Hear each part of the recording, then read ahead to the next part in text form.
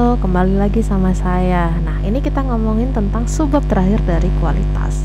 Dimana kalau kita ngomongin kualitas tidak akan lepas dari namanya biaya. Loh, kenapa? Oke, kalau kita ngomongin tentang kualitas tidak akan lepas dari yang namanya biaya. Nah, biaya ini di sini akan kita bahas dari beberapa jenis biaya. Oke, kita akan ngomongin tentang cost of quality. Masih ngomongin tentang kualitas. Nah, kalau kita ngomongin tentang kualitas tidak akan lepas dari yang namanya biaya. Kenapa? Karena untuk menciptakan sebuah kualitas yang bagus akan membutuhkan biaya yang cukup juga. Sebelum kita ngomongin tentang biaya, kita harus tahu ketika kita melakukan managing quality atau memanage sebuah kualitas, ada beberapa hal yang harus kita lakukan. Dimana yang pertama, sudah jelas kita harus tahu atau memonitoring kualitas kita seperti apa sih. Oh, kualitas kita ternyata baik-baik saja. Ya kalau baik-baik saja, kenapa harus kita tingkatkan? Nah, yang jelas kita monitoring kualitasnya. Oh, mungkin kita ingin meningkatkan kualitas di salah satu produk. Nah, kalau kita ingin meningkatkan kualitas, kita harus tahu dulu kira-kira untuk meningkatkan kualitas produk tersebut, problem apa yang harus kita solve. Jadi identify problemnya. Baru ketika dari problemnya sudah jelas apa, kita cari akar permasalahannya. Karena ketika terjadi sebuah problem, pasti udah ada tahu sebab akibat, sebabnya kenapa problem tersebut bisa terjadi. Dan yang terakhir, ketika sudah tahu problemnya apa, akar permasalahannya apa, kita mencari cara untuk membenarkan permasalahan tersebut seperti apa. Gitu. Nah, itu managing quality. Di mana ketika kita melakukan identifikasi problem, itu harus jelas dulu kira-kira permasalahannya seperti apa, dan kalau udah ditemukan problem harus segera kita atasi. Kenapa? Karena semakin lama kalian mendiamkan problem tersebut dari produk kalian, secara tidak langsung produk kalian akan memakan biaya yang cukup besar. Kenapa? Nah, ini nanti akan kita bahas kenapa semakin lama problemnya semakin banyak biaya yang keluar gitu. Nah, di sini kaitannya sama dua hal. Ada yang namanya internal failure cost sama external failure cost. Nah, dua biaya ini adalah biaya yang keluar ketika produk sudah jadi. Nah, kalau kita mendiamkan permasalahan, mendiamkan problem yang ada, maka biaya-biaya ini akan banyak yang keluar. Internal failure cost sama external failure cost. Nah, internal failure cost dan external failure cost ini seperti yang saya katakan tadi adalah biaya yang kalau misalnya barangnya sudah jadi. Nah, sedangkan yang sebelah kanan adalah appraisal cost sama preference cost. Appraisal cost sama preference cost adalah biaya-biaya yang keluar ketika kalian menciptakan sebuah produk. Istilahnya jaga-jaga. Tuh. Nah, makanya penting mengidentifikasi problemnya apa. Ketika problemnya ada, segera ditangani. Karena kalau misalnya tidak ditanganin, secara tidak langsung costnya akan makin banyak. Gitu. Karena kita harus memperbaiki dampak-dampak yang terjadi karena problem tersebut tidak kita benahi. Nah, akan kita bahas satu-satu mengenai cost-cost di sini. Yang pertama, kita ngomongin tentang internal failure cost. Internal failure cost adalah biaya yang keluar ketika kalian menemukan sebuah permasalahan dari produk yang kalian ciptakan. Akan tetapi produk kalian belum sampai di tangan konsumen. Berarti baru mau kalian lepas ke pasar nih. Nah, baru mau dilepas ke pasar itu ternyata produk tersebut tidak sesuai dengan yang apa kita inginkan. Ternyata ditemukan ada barang defect. Nah, untuk membenarkan barang-barang tersebut otomatis kalian membutuhkan dana. Nah, dana-dana inilah yang dimaksud ke dalam internal failure cost. Gitu. Nah, di mana ketika ngomongin internal failure cost ada beberapa contoh biaya tersebut buat apa aja sih? Yang pertama, buat ketika terjadi barang defect, itu kan otomatis secara tidak langsung bahan bakunya terbuang. Karena barang tidak bisa dibetulkan atau barang tidak bisa dibenarkan. Ketika terjadi cacat barang atau barang defect, secara tidak langsung kalian membuang produk bahan baku kalian. Jadi itu sudah dari segi biaya. Yang kedua, kalian membuang barang-barang yang defect. Nah, kalau misalnya barang tersebut defect, secara tidak langsung tidak bisa dijual, tidak bisa dibetulkan, mau tidak mau dari segi perusahaan harus membuang barang tersebut daripada memenuhi inventory. Nah, itu ada biaya lagi. Yang ketiga, ini yang paling memungkinkan atau yang paling tidak terlalu merugikan bagi perusahaan, yaitu adalah membenarkan. Mungkin ada beberapa barang defect itu barangnya banyak cacatnya tapi masih bisa dibetulkan. Kalau barang kayak gini masih ada harapan nih, perusahaan masih dapat uang atau masih bisa menjual barang tersebut. Akan tetapi ketika benerin juga kan butuh dana. Nah, itu maksudnya ke internal failure cost.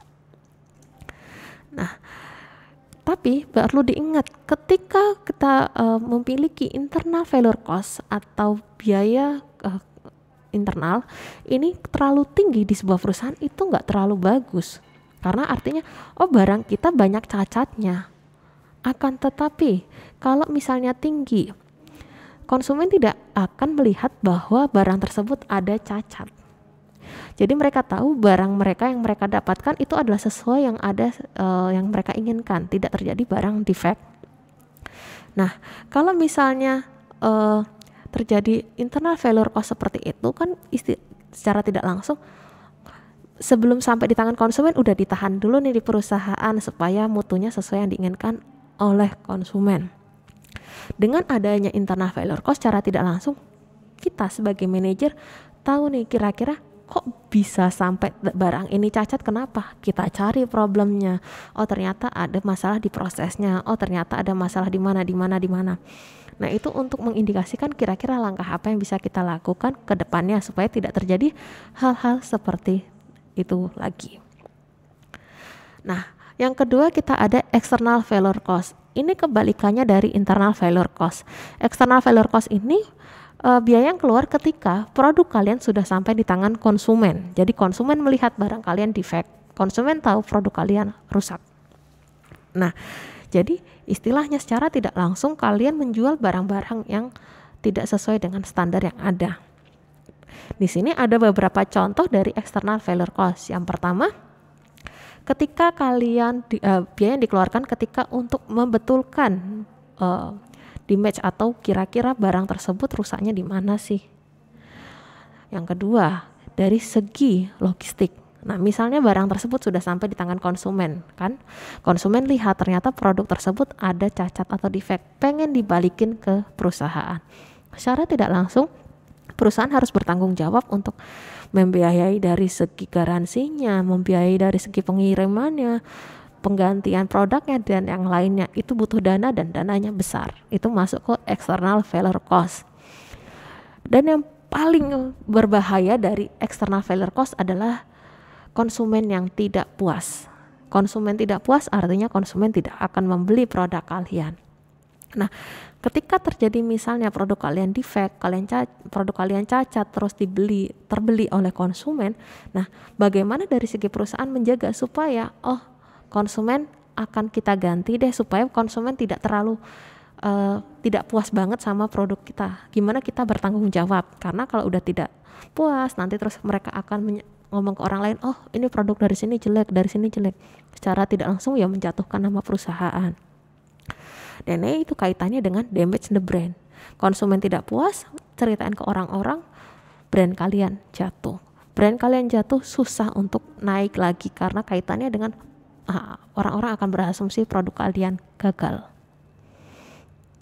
Nah, salah satu juga kalau kita ngomongin tentang produk-produk yang membuat dari segi kematian, kecelakaan, dan yang lainnya, itu nanti biaya-biaya yang keluar dari kedua hal tersebut itu masuk ke external failure cost karena yang merugikan ke konsumen. Nah, yang ketiga kita ada appraisal cost. Appraisal cost ini berbeda dengan internal dan eksternal. Appraisal cost ini lebih kepada biaya yang kalian gunakan untuk menemukan akar permasalahannya itu gimana sih. Jadi kita udah tadi identify problem. Nah, sebelum problemnya itu terjadi, kita identifikasi akar permasalahannya itu apa. Nah, appraisal cost ini adalah dana yang digunakan untuk mencari akar permasalahan dari problem tersebut. Di mana ada beberapa hal yang mungkin masuk ke dalam appraisal cost. Misalnya, inspeksi untuk prosesnya. Yang kedua, inspektor dan konsultan fee. Maksudnya gimana? ketika kita ingin mencari permasalahan atau akar permasalahan dari suatu hal, biasanya kalian akan nge-hire orang dari luar. Nah, ketika nge-hire dari orang luar, ini juga butuh biaya. Lifetime fees itu lebih kepada kalau kalian ternyata di industri makanan atau industri obat atau industri make up, membutuhkan waktu di lab, kayak mau memikirkan apa nih yang terjadi segala macam. Yang keempat adalah sistem interupsi. Gimana ternyata ketika kalian mencari sebuah akar permasalahan, sistemnya tidak sistem yang kalian sedang berjalan terinterupsi, otomatis kan butuh dana yang keluar lagi. Dan yang terakhir adalah dana yang dikeluarkan ketika kalian interview seorang karyawan. Nah, dana itu juga kan kalau kalian melakukan melihat gimana sih nih prosesnya kok bisa terjadi hal ini, kalian menginterview satu-satu mengenai karyawan yang bekerja di sana. Nah, melakukan interview itu juga pasti membutuhkan dana yang cukup besar.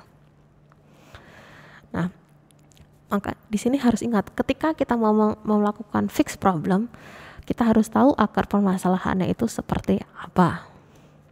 Dan yang terakhir di sini ada preference cost. Preference cost ini adalah ketika kita mau membenarkan permasalahan yang terjadi saat ini dan mencegah permasalahan ini tidak terjadi di kemudian hari. Kita sudah tahu nih permasalahannya apa, akar permasalahannya apa, dan kita mencegah gimana supaya besok-besok nggak kejadian lagi nih mutu kita, biar nggak terjadi barang defect nih. Nah, ini masuk ke preference cost. Nah, preference cost ini ada beberapa hal yang mungkin bisa masuk ke dalam cost ini. Misal, bagaimana kita mau mengimprove produk dan service kita. Yang kedua, improve training terhadap karyawan-karyawan kita. Yang ketiga, mungkin dari segi suppliernya permasalah, kita nyari nih suppliernya. Nah, nyari supplier baru kan berarti butuh dana lagi. Atau kita waktu membeli premium bahan baku yang premium seperti apa? Apakah yang lebih mahal atau lebih murah dari bahan baku sebelumnya? Maintenance mesin itu juga penting. Kalau misalnya mesin nggak di maintenance, gimana mau meningkatkan kualitas, gimana mau mencegah permasalahannya supaya tidak terulang lagi. Dan yang terakhir, improve packaging. Sama halnya dengan ini, kalau misalnya kalian tidak memikirkan packaging dan cuma ya gitu-gitu aja, ya percuma. Misalnya kalian udah ternyata improve kualitas tapi packaging kalian masih sama, di mata konsumen, ini produknya masih sama sih. Tapi kalau ternyata kualitas kalian sudah meningkat, habis itu improve packaging, orang akan penasaran, oh ini apa yang beda nih, gitu. Makanya penting untuk improve packaging. Nah, kalau kita ngomongin preference cost, itu nggak hanya dari segi operasional saja. Preference cost itu ada dari beberapa tahap. Nah, di mana dari beberapa level. Bagaimana kita melihat preference cost yang paling harus kita invest itu di mana sih? Tuh, untuk dari segi preference cost. Nah, di sini ada sedikit relationship tentang 4 cost tadi. Di sini ada internal cost. Ketika internal cost tinggi, maka external failure cost akan rendah. Maksudnya gimana? Ketika kita bisa membatasi produk kita sebelum sampai di tangan konsumen, kita tahu bahwa produk-produk kita defect, terus kita mengatasi ke defect itu sebelum sampai di tangan konsumen, maka biaya yang keluar untuk bertanggung jawab terhadap konsumen akan makin rendah. Karena sebelum sampai keluar, kita udah mencegah dulu nih. Itu makanya internal cost naik, external cost-nya rendah. Sama halnya kalau preference cost. Preference cost-nya tinggi karena kita sudah tahu kita problemnya apa, terus kita mencegah di kemudian hari. Ketika kita bisa mencegah, secara tidak langsung kita mengurangi barang defect. Nah, barang defect berkurang, sama saja internal failure cost dan external failure cost itu ikut rendah. Itulah hubungan antara 4 cost of quality. Nah, harus kita tahu juga, kalau dengan kita tahu bagaimana problem kita, terus cost of quality mana yang banyak keluar, kita bisa tahu sebagai manajer atau sebagai pemilik usaha, kita tahu nih kira-kira ke depannya kita harus invest di mana sih. Misalnya kita invest ke preference cost karena kita menemukan ternyata problem-problem yang terjadi. Dengan kita invest di preference cost, kita tahu apa saja yang harus kita benarin atau tidak gitu. Jadi itulah pentingnya dari cost of quality. Oke, sampai di sini mengenai cost of dari kualitas. Kalau teman-teman masih ada yang bingung tentang kualitas, silahkan ditanyakan di Discord atau di mana WA saya juga nggak apa-apa. Kurangnya mohon maaf. Wassalamualaikum warahmatullahi wabarakatuh.